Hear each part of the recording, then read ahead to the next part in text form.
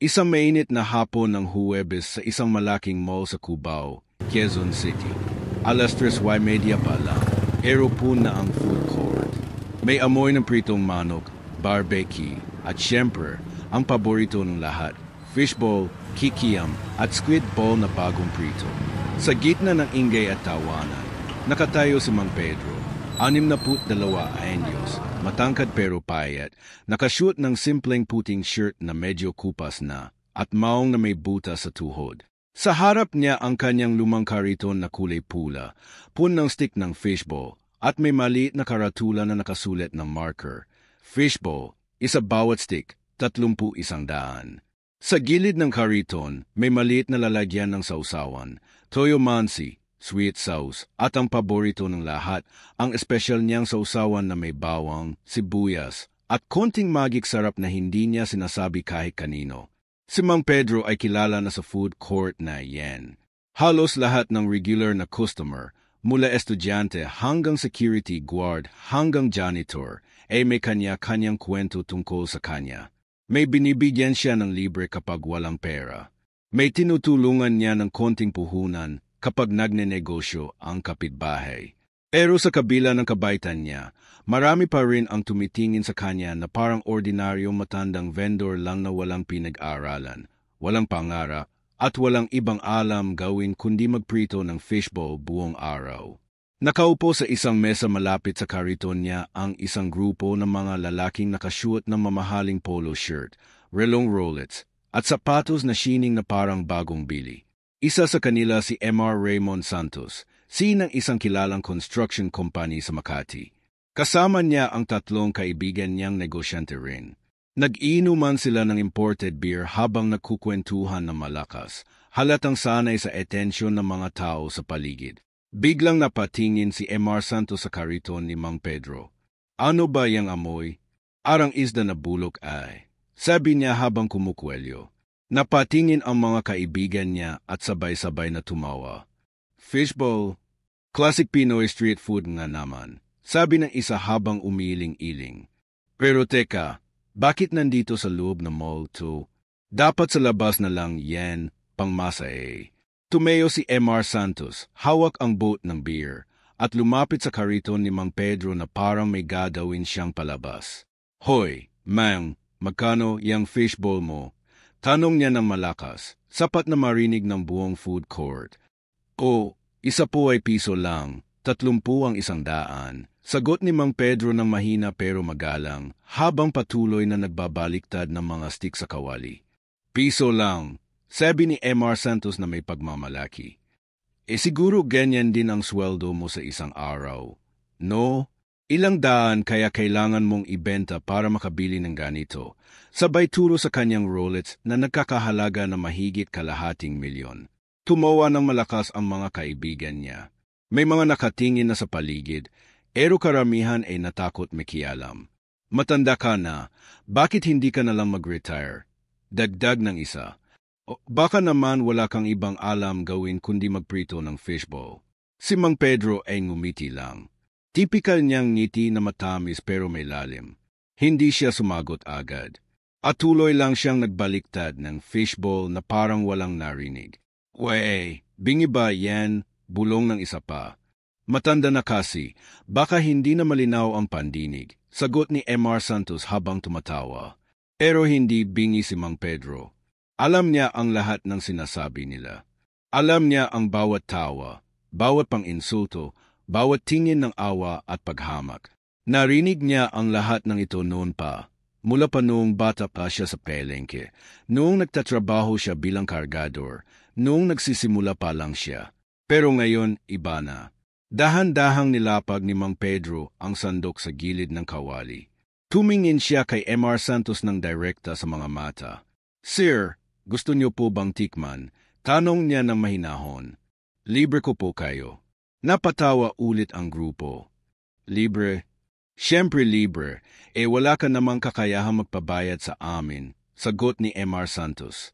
Pero hindi na nakapagpigil si Mang Pedro. Kinuha niya ang isang stick na bagong prito pa, mainit-init at inabot kay Mr. Santos. Subukan niyo po. Masarap yan. Sa harap ng maraming tao, Kinuha ni Mr. Santos ang stick at sadyang ibinato sa sahig. Para sa akin, basura lang yan, sabi niya habang ngumingisi. Tunata 2. Yenji buhay essay likod ng kariton. Habang tumutunog pa sa tenga ng lahat ang tawa ni Mr. Raymond Santos at ng kanyang mga kaibigan, tahimik na niligpit ni Mang Pedro ang kanyang kariton. Inilagay niya sa plastik ang natirang sausawan, inatay ang maliit na gaso, at maingat na tinakpan ng plastik ang kawali para hindi mapanis ang langis. Parang walang nangyari.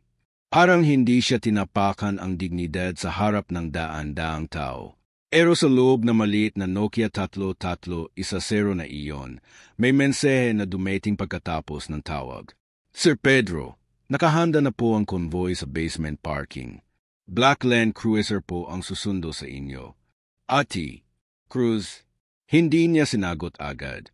Tumingin muna siya sa langit-langit ng mall, sa malaking chandelier na nakakahalaga ng millions, at napangiti. Salamat, Ati. Sabihin mo sa kanila, 5 minuto na lang ako, bulong niya sa sarili. Tinanong ng isang batang estudyante na regular niyang customer, si JR, grade 1-0 sa isang public school malapit sa mall. Mang Pedro, okay ka lang po? Galit na galit po ako dun sa lalaking yun eh. Gusto ko po sanang sumigaw. Ngumiti si Mang Pedro at hinimas ang ulo ng bata. Huwag, anak. May panahon para sa lahat. Umuwi ka na. May pasok ka pa bukas. O, eto, dalhin mo tong 100 fishbowl. Ipamigay mo sa mga kaklas mo. Binigyan niya ng plastic ng fishbowl si JR. Libre tulad ng deity. Nang makaalis ang bata, hinila ni Mang Pedro ang kanyang kariton papunta sa service elevator sa likod ng food court. Alam na ng mga security guard ang routine niya. Tahimik silang bumubukas ng pinto at tumutulong sa pagpasok ng kariton. Ingat po kayo, sir, sabi na isang guwardiya na nakangiti ng lihim. Salamat, Dong. Mamaya, may padala akong bonus sa inyo ha. Agkasara ng elevator, doon na nagsimula ang tunay na pagbabalik tanaw ni Mang Pedro. Flashback, 48 years ago. Tondo, Manila. Isang batang 14 na anyos na ulila sa ama, naglalako ng yosi at candy sa may Divisoria. Si Pedro pa noon, payat na payat, nakashoot ng punit-punit na shirt at sinelas na butas. Ang nanay niya, si Aling Rosa, ay labandera sa may kalsada. Araw-araw, 5 piso lang ang kita niya sa fishbowl stand sa harap ng simbahan. Pedro, anak, kapag may natira kang 20, ilagay mo sa alkansya nating. Balang araw, magkakaroon tayo ng sariling maliit na tindahan, sabi noon ni Aling Rosa. Isang araw, nanghina ang nanay niya. Cancer. Walang pera sa gamot. Sa loob ng 3 buwan, nawala si Aling Rosa. Naiwan si Pedro na mag-isa, 12 taong gulang pa lang. Doon niya sinimulang seryosohin ang pagtitinda ng fishbowl. Mula isang kariton na gawa sa scrap, naging 2. Mula 2, naging 5. Sa edad na 18, nakapag-ipon na siya ng 15,000, malaking pera noon. Binili niya ang unang maliit na stall sa Quinta Market, Quiapo, pero hindi doon natapos. Noong 1985, nakilala niya si Ma'am Lourdes, isang professor sa UE na palaging bumibili sa kanya tuwing Sabado. Isang araw, tinanong siya nito, Pedro, bakit hindi ka mag-aral? May scholarship sa evening class. Libre. Doon nagsimula ang double life niya. Araw, nagtitinda. Gabi, estudyante ng business management sa UE Recto. Natutulog lang ng 3 oras. Minsan, sa counter pa mismo ng fishbowl stand niya natutulog habang naghihintay ng customer. Sa edad na 25, nagtapos siya ng cum laude. Sa edad na 28, nakabuo siya ng sariling receipt ng fishbowl na mas malasa, mas malaki, at mas mura ang produksyon. Tinawag niya itong Pedro's Pride Fishbowl. Noong 1990, nagsimulang mag-franchise. Unang branch, Divisoria. Pangalawa, Baclaran. Pangatlo, Blumentritt. Sa edad na 35, mahigit 50 branches na siya sa Metro Manila. Sa edad na 45, umabot na ng 200 sa buong Luzon. Ngayon, sa edad na 62, higit 520 branches na sa buong Pilipinas at may 18 factories na gumagawa ng fishball, kikiam at squid ball na ipinamamahagi sa mga supermarket, eleng at school canteen. Net worth niya ngayon, mahigit 4.8 bilyon. Pero hindi alam ng kahit sino sa labas ng inner circle niya. Bakit nagtitinda pa rin siya sa mall gamit ang lumang kariton? Dahil may pangako siya sa nanay niya. Pedro, kapag mayaman ka na balang araw, huwag mong kalimutan kung saan ka nanggaling. Huwag mong kalimutan ang lasa ng gutom, ang amoy ng mantika, ang hirap ng pagtitinda sa ilalim ng araw. Kaya tuwing Huwebes, isang araw sa isang linggo, nagtitinda pa rin siya sa Cubao. Walang bodyguards na haleta. Walang mamahaling sasakyan. Ang kariton pa rin niya noong 1,900 at 70 ang gamit niya. Pininturahan lang ulit. Sa elevator na papunta sa basement, may kasama siyang 2 janitors na kilala na rin siya. Mang Pedro, galit na galit po kami dun sa lalaking yun ay. Sabi ng isa, hayaan mo, anak. May panahon para sa lahat. Sagot niya habang ngumingiti. Pagbukas ng pinto sa basement, nakatayo na ang 3 itim na Land Cruiser na may pulang plakang, 8. Bumaba ang isang lalaki nakasuot ng barong.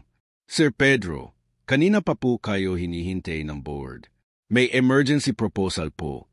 Gusto po kasi ng isang malaking mall chain na bilhin ang buong food court franchise natin nationwide.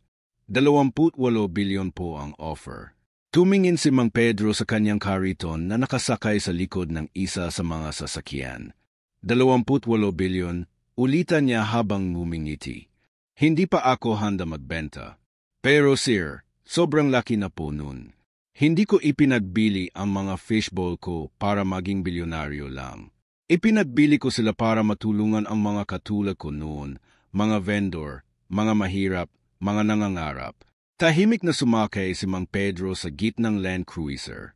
Habang umaandar papunta sa secret office sa Ortigas, tumingin siya sa labas ng bintana. Sa isipan niya, naririnig pa rin niya ang tawa ni Emma Raymond Santos. At sa kaibuturan ng puso niya, may isang tahimik na panata. Bukas, Huwebes ulit, babalik ako sa mall. At sa oras na yun, ipapakita ko sa kanila kung sino talaga ang tinawanan nila. Hindi pa alam ng buong Pilipinas. Hindi pa alam ng mga empleyado ng mall. Hindi pa alam ni Mr. Raymond Santos na ang matandang fishbowl vendor na kanilang nilate ay ang mismong taong may hawak sa kapalaran ng buong mall na yon. At hindi lang yon.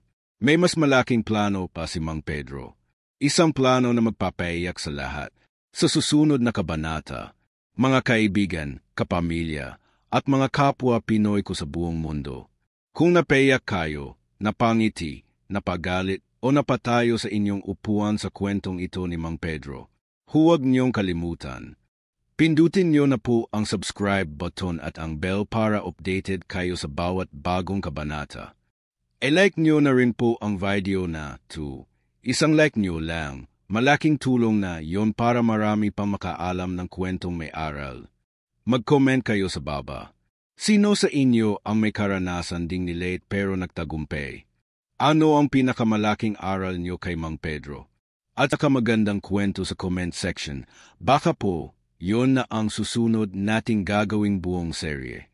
Maraming salamat po sa inyong panonood, sa inyong suporta, at sa pagiging bahagi ng pamilyang ito.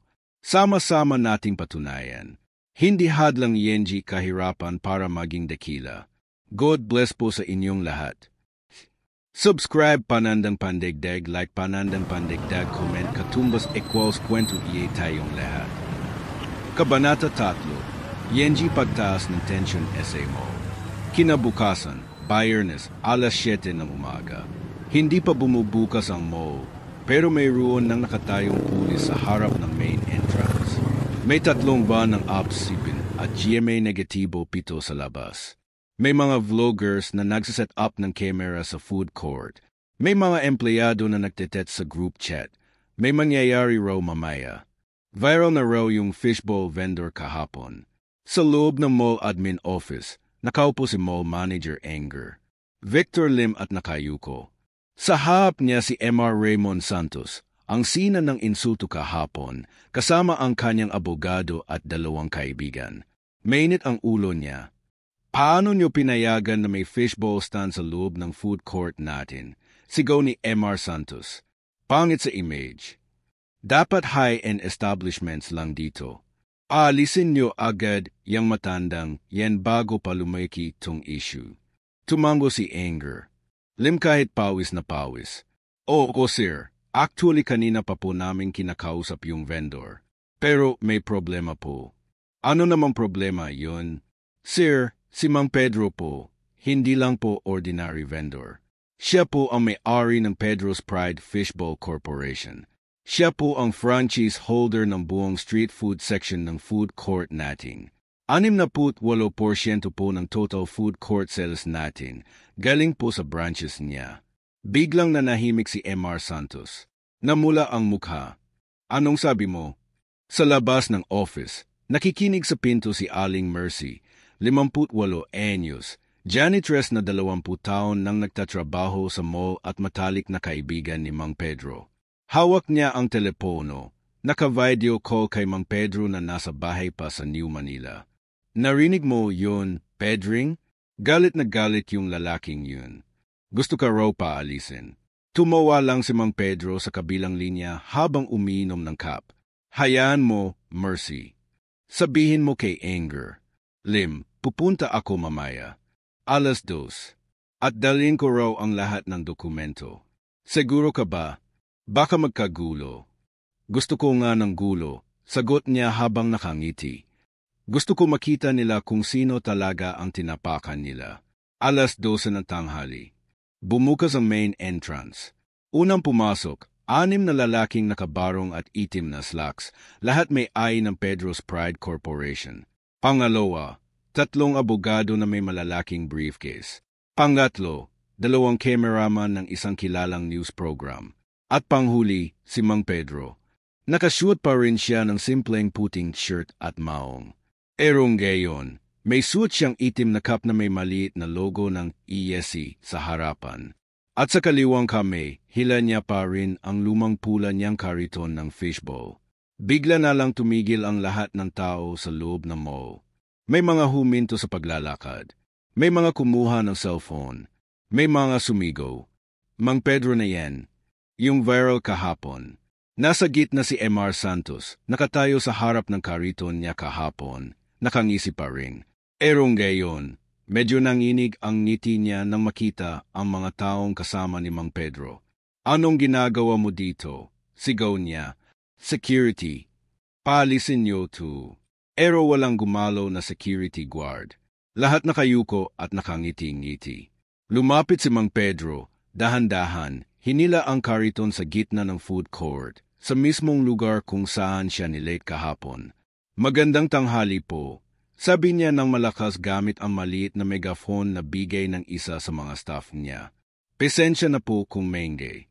May importante lang akong ipapakita sa inyo. Kinuha niya sa bulsa ang isang folder. Binuksan. May malaking seal ng Securities and Exchange Commission. Para po sa kaalaman ng lahat, ako po si Pedro M. Villanueva, Chairman at Founder ng Pedro's Pride Fishbowl Corporation. May 526 branches po kami nationwide. At sa mall na to, kami po ang may hawak ng 68% ng food court lease. Biglang may lumabas na malaking LED screen sa likod niya. Inihanda ng staff niya kaninang umaga. Nag-flash ang logo ng ESC, kasabay ng mga larawan ng factories, warehouses, at mga branch sa iba't ibang probinsya.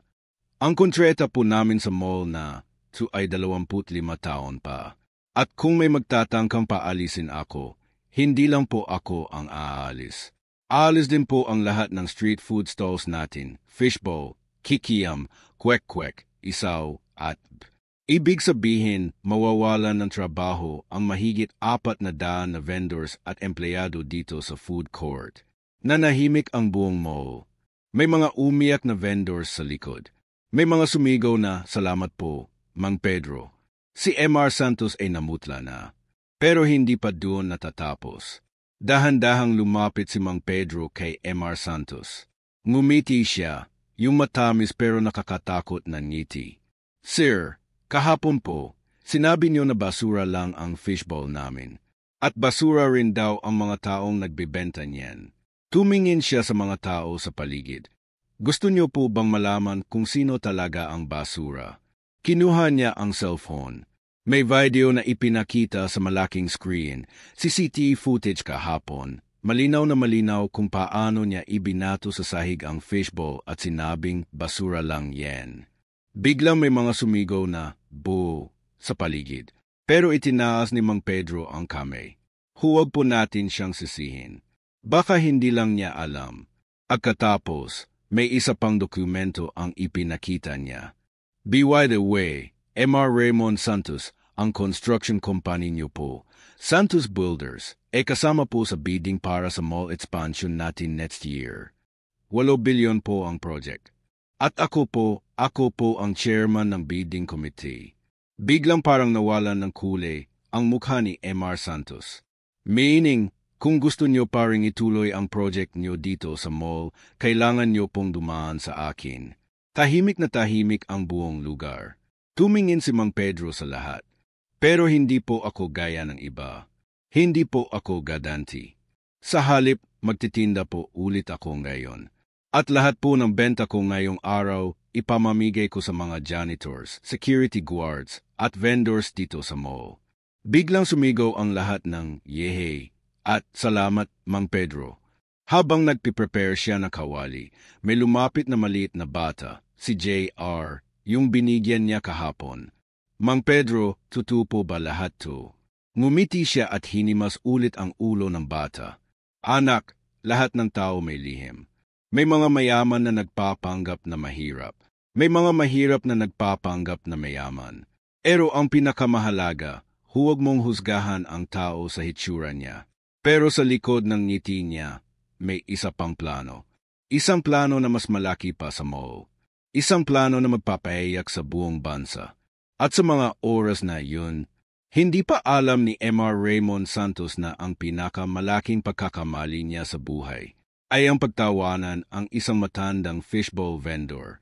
Dahil bukas, may mas malaking sorpresa si Mang Pedro. At hindi lang si MR Santos ang matutumba. Abangan ang susunod na kabanata, kung saan magsisimula ang tunay na paghihiganti, hindi sa galit, kundi sa kabutihan. Kabanata 4, Yenji Pagbunyag ng Lihim. Bayanes ng gabi, pasado 9:00. Sarado na ang mall sa publiko, pero bukas pa rin ang lahat ng ilaw sa food court. May mahigit 2,000 tao ang naroon, mga vendors, janitors, security guards, empleyado ng mall, at kahit ilang customers na naghintay sa labas para makapasok ulit. May live stream sa Facebook ng Pedro's Pride Official na umabot na ng 1.2 million viewers. Lahat nakatingin sa gitna kung saan nakatayo pa rin ang lumang pula na karito ni Mang Pedro. Pero ngayon, may malaking LED wall sa likod at 3 kamera ng National T. Nakaupo sa harap si MR Raymond Santos, mag-isa na lang, pawis na pawis, walang-wala ang dating yabang. Nawala na ang mga kaibigan niya. Nawala na ang abogado niya. Nakaupo lang siya roon, parang nahihiya at natatakot sabay. Sa kaliwa ni Mang Pedro, nakatayo ang kanyang executive team. Ati, Cristina Cruz, 48 anyos, Chief Legal Counsel. Enger, Mitchell Reyes, 42 anyos, C. MS Lourdes San Pedro, 70 anyos, dating professor niya sa UIAT ngayon ay vice chairman ng board. At sa kanan niya, si JR, yung grade 1-0 na bata, hawak ang microphone, nanginginig pero nakatayo pa rin.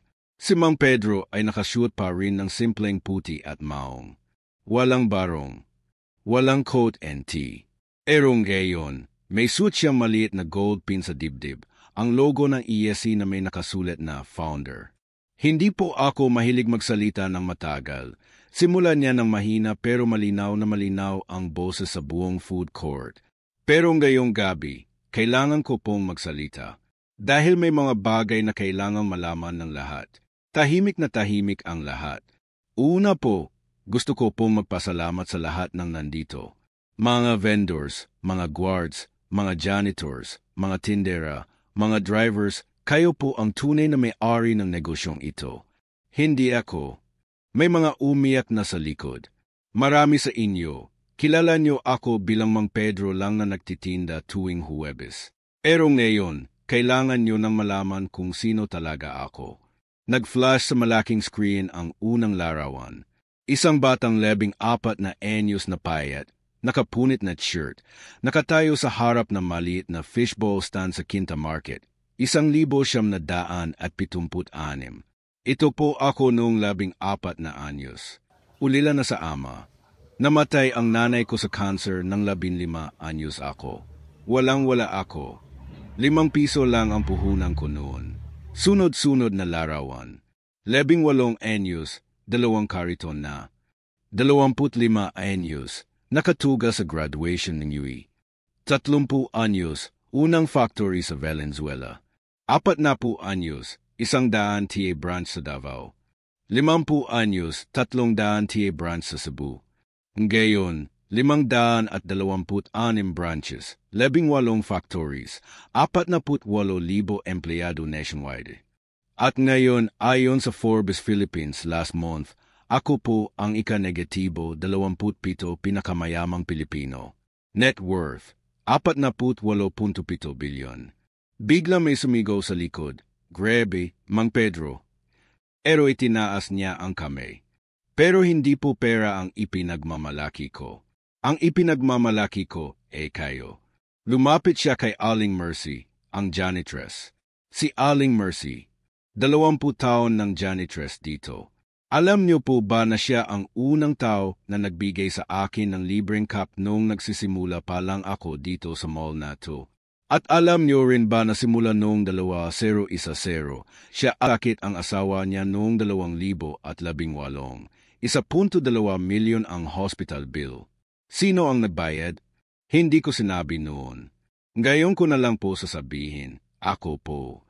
Isa-isa niyang tinawag ang mga tao sa paligid at kinwento ang mga tulong na lihim niyang ibinigay sa loob ng mahigit 2 dekada. Tumingin siya kay Mr. Raymond Santos.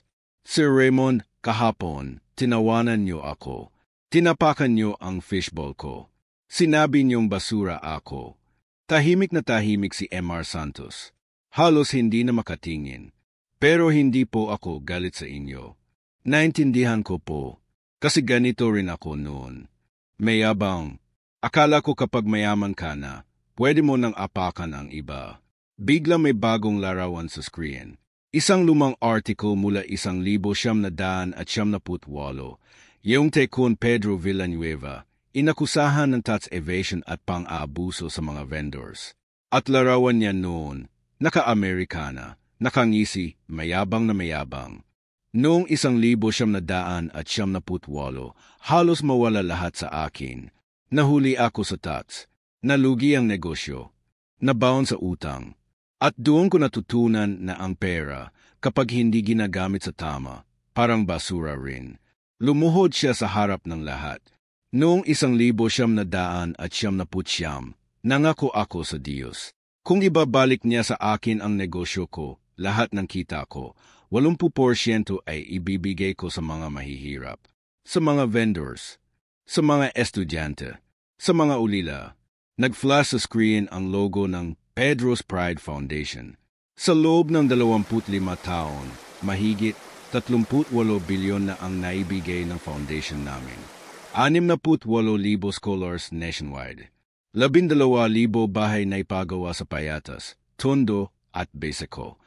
Libreng dialysis at chemotherapy sa 18 hospitals. At bawat taon, 5,000 bagong vendors ang binibigyan namin ng libreng kariton at puhunan. May mga umiyak na sa lahat ng sulok. Tumingin siya ulit kay Mr. Santos. Sir, kahapon, tinawanan niyo ako. Ngayon tatanungin ko kayo. Gusto niyo po bang maging bahagi ng solusyon o patuloy kayong magiging bahagi ng problema? Tahimik si Mr. Santos. Tumayo siya, dahan-dahan, at lumapit kay Mang Pedro.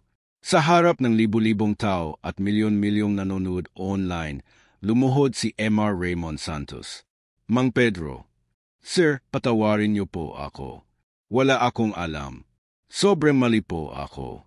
Tumayo si Mang Pedro at hinawakan siya sa balikat. Hindi po kita pinapahirapan. Tinuturuan lang kita. Tulad ng tinuro sa akin noon. At doon na niya inilahad ang pinakamalaking lihim. Sa susunod na buwan, iaanunsyo ko na ang pagretiro ko sa kumpanya. At lahat ng shares ko, 100%, ibibigay ko sa Pedro's Pride Foundation. Hindi na ako magmamana ng kahit piso. Lahat para sa mga susunod pang Mang Pedro at Aling Mercy na nangangailangan. Biglang sumigaw ang buong food court. May mga tumalon, may mga umiyak, may mga yumakap. Pero si Mang Pedro, tahimik lang nang ngumingiti. Dahil alam niya, may isa pang lihim siyang hindi pa niya sinasabi. Isang lihim na mas malaki pa sa lahat ng yaman niya. Isang lihim na magpapahayak sa buong Pilipinas. Sa huling 2 kabanata, at sa gabing iyon, nang makita ng buong bansa kung sino talaga si Mang Pedro, hindi na siya fishbowl vendor lang. Siya na ang naging halimbawa, na ang tunay na yaman ay nasa puso. Pero hindi pa doon nagtatapos ang kwento.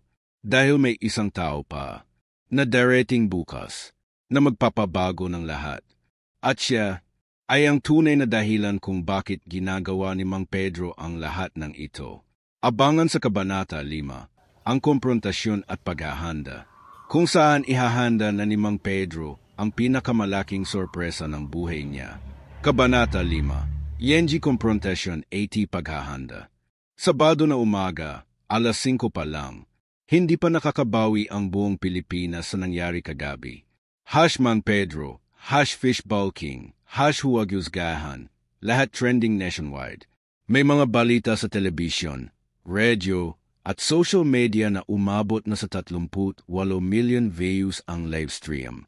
May mga politiko nang tumatawag sa opisina ni Mang Pedro para magpa-picture. May mga kilalang artista na nagpo-post. Sana lahat na mayaman ganito kababa ang loob. Pero si Mang Pedro, tahimik lang sa kanyang lumang bahay sa New Manila, Quezon City. Hindi mansion, hindi kondo sa BGC. Isang dating ordinaryong 2-story house na binili niya noong 1995.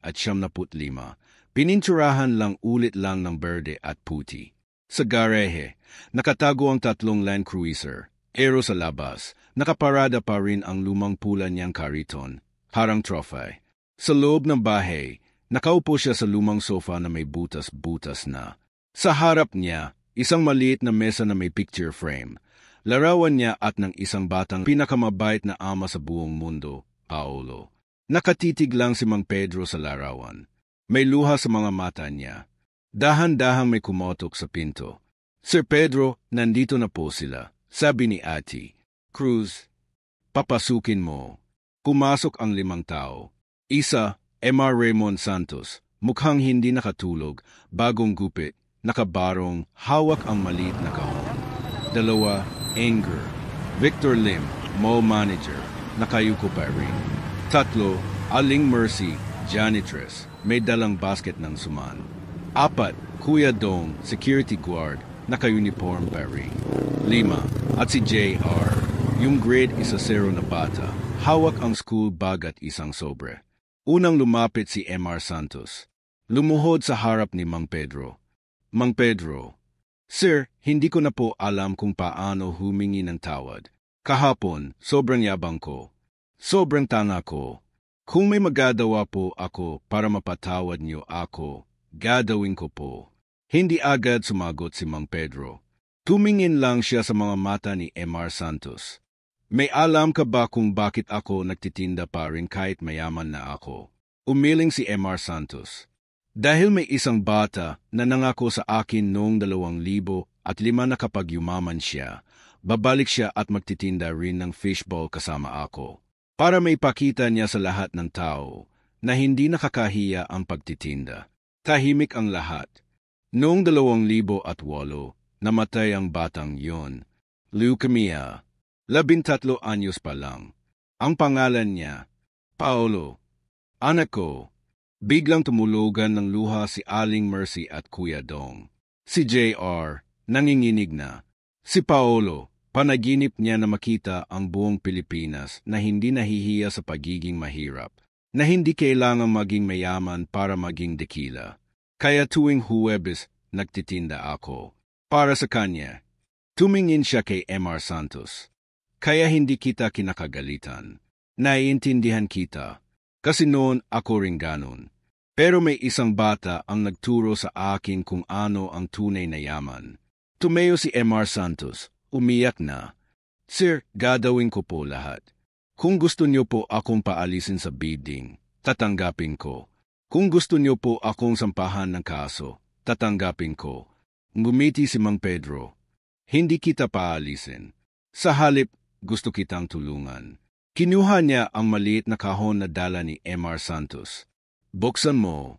Binuksan ito ni MR Santos. Sa loob, isang lumang stick ng fishbowl na yung ibinato niya sa sahig kahapon. Erong gayon, nakalagay sa maliit na glass case, may nakasulat. Basura mo kahapon. Yaman kong gayon. MR Santos, gusto ko pong maging bahagi ka ng bagong project namin. Gusto kong buuin natin ang pinakamalaking street food hub sa buong Asia. Dito sa mall na 2. At ikaw ang gusto kong gawing head ng construction. Libre. Walang bayad. Pero bawat sentimo ng kita, pupunta sa Paolo Foundation. Hindi na nakapagsalita si MR Santos. Yumakap na lang siya kay Mang Pedro habang umiyak. At katapos, tumayo si Mang Pedro at lumabas sa labas ng bahay. Nandoon ang buong barangay, mahigit 300 tao, mga dating vendors na tinulungan niya, mga scholars, mga pamilya na nakatira sa mga bahay na ipinagawa niya. Ngayong araw, i-anunsyo ko na ang pinakamalaking plano ko. Nag-flash sa malaking screen sa labas ng bahay, inihanda ng staff niya. Paolo's Dream Project. Inakamalaking street food capital sa buong Pilipinas. 500,000 square meters. Libreng stalls para sa 1,000 vendors. Libreng scholarship sa 100,000 estudyante. Target completion, December 25, 2028. Ika-negatibo 20 death anniversary ni Paolo. At sa ibaba, lahat ng lupa, 18 billion worth, binili ko na. Lahat ng puhunan, galing sa sarili kong bulsa. Walang utang. Walang investors. Para sa mga Paolo ng Pilipinas, biglang sumigaw ang lahat. May mga umiyak, may mga yumakap, pero may isang tao pa ang hindi dumaiting. Isang tao na hindi pa nakikita ng publiko. Isang tao na ang tunay na dahilan kung bakit ginagawa ni Mang Pedro ang lahat ng ito. At habang nakatayo siya sa harap ng lahat, may isang lumang kulay puting van na huminto sa tapat ng bahay. Bumaba ang isang babaeng mga 40 anyos, nakasimplo lang na damit, hawak ang kamay ng isang batang lalaki mga 10 anyos na kamukhang-kamukha ni Paolo. Tumingin si Mang Pedro sa kanila, at doon na siya napaiyak, dahil ang batang iyon ay ang anak ni Paolo, ang apo niya, na hindi niya nakilala ng 10 taon dahil sa away pamilya noon, at ang babae ay ang dating asawa ni Paolo na umalis noon dahil sa kahirapan. Ngayon, bumalik sila. Dahil nakita nila sa kung sino talaga ang lolo nila. At sa harap ng buong barangay, lumuhod ang babae. Mang Pedro, Sir, patawarin niyo po ako. Hindi ko po alam. Hindi ko po alam na ganito pala kalaki ang ginawa niyo para kay Paolo. Tumayo si Mang Pedro, lumapit at niyakap sila. Anak, apo, welcome home. At doon na siya napayak sa harap ng lahat. Dahil sa wakas, nakumpleto na ang pamilya niya. Pero hindi pa doon natatapos. Dahil sa gabing iyon, may isa pang sorpresa si Mang Pedro na ilalabas bukas. Isang sorpresa na magpapayak sa buong bansa. At hindi na lang siya magiging Mang Pedro. Magiging Lolo Pedro na siya. At ang kwentong ito, malapit na matapos sa pinakamagandang paraan. Abangan sa huling kabanata. ENG pinakamalaking regalo ay Mang Pedro, kung saan lahat ng lihim, lahat ng luha, lahat ng tagumpay, Magiging isang alaala na hindi na makakalimutan ng buong Pilipinas. Kabanata 6, Linggo, Disyembre 24, 2025, Bisperas ng Pasko. Alas 5 na umaga pa lang, pero parang buong Pilipinas gising na. Sa gitna ng Quezon City, sa dating vacant lot sa may corner ng E. Rodriguez SR, Iveni at Tomas Moreto, nakatayo na ang pinakamalaking Christmas tree na nakita ng bansa. 85 talampakan ang taas. Dawa sa 120,000 recycled plastic bottles na galing sa mga basurang kinolekta ng mga batang kalye. Sa ibabaw, hindi bituin, kundi malaking neon sign na nagsasabi, Paolo's Dream Street Food Capital. Opening Day, December 25, 2025, 6 oras AM. May 200 tea crews, 500 vloggers, at mahigit 800,000 tao ang nakapila na sa labas. May mga dumating paggaling sa probinsya, bus, eroplano, barko. May mga eble na umuwi lang para sa araw na ito.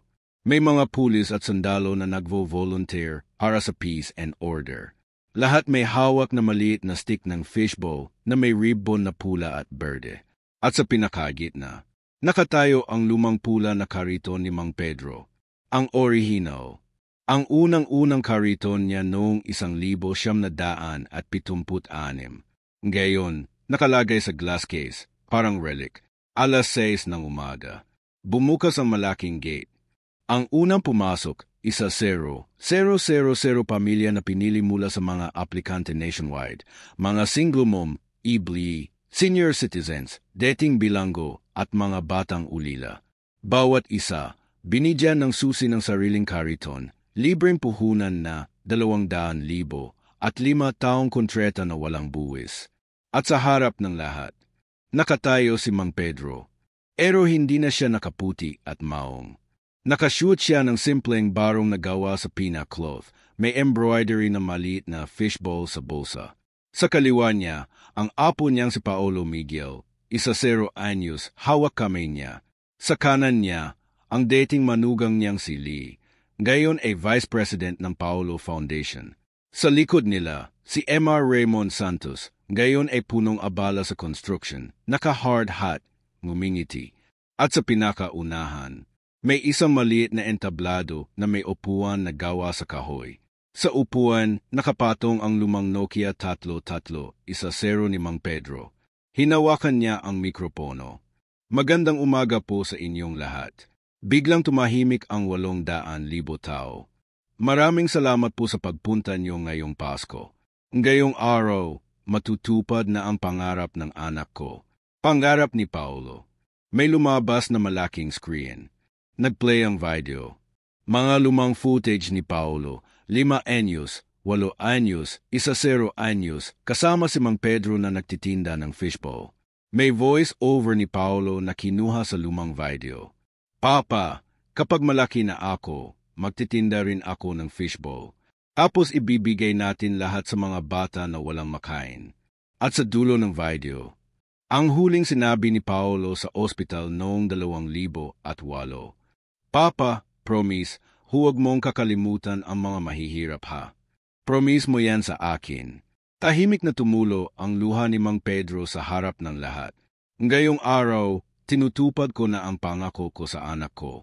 At doon na niya inilahad ang pinakamalaking lihim na hindi pa niya sinasabi kahit kanino, kahit sa board, kahit sa pamilya niya. Sa susunod na taon, i-aanunsyo ko na ang pagre-retiro ko bilang chairman ng Pedro's Pride.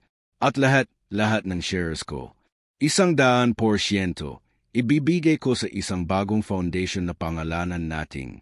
Tumingin siya sa apo niya, Paolo Miguel Foundation. At ito ang pinakamalaking sorpresa. Simula Enero 1, 2026, lahat ng 526 branches ng Pedro's Pride sa buong Pilipinas. Magiging kooperatiba na ng mga vendors mismo. Walang may-ari, walang boss, walang si.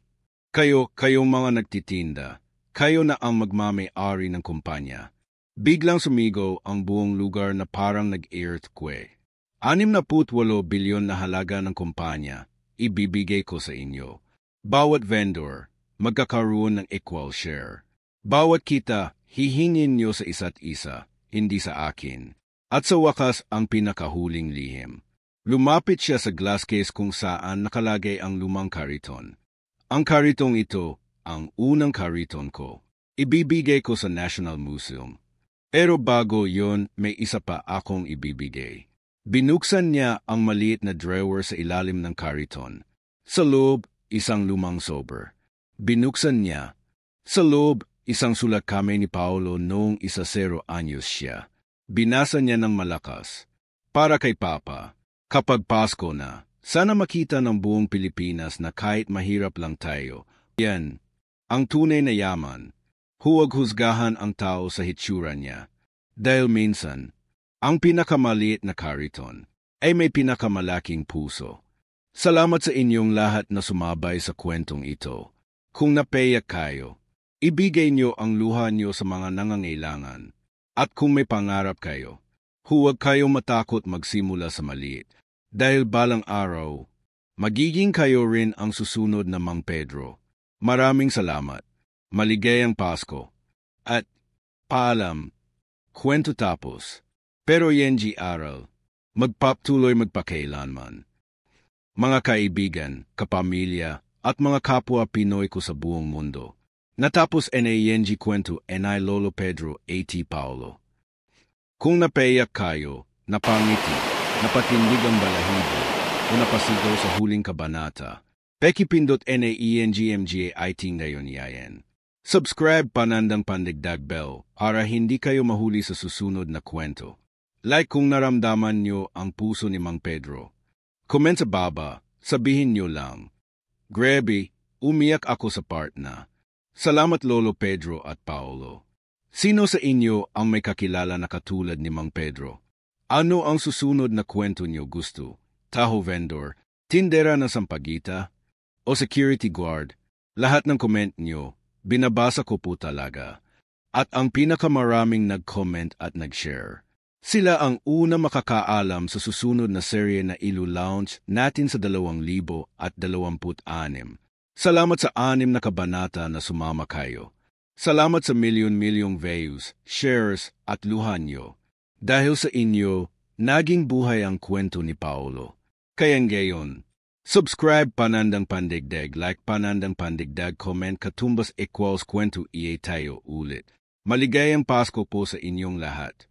At ingat palagi. Dahil bawat isa sa atin, may sariling kariton na naghihintay na maging alamat. Kita-kit sa susunod na kwentong may aral. God bless po sa inyong lahat.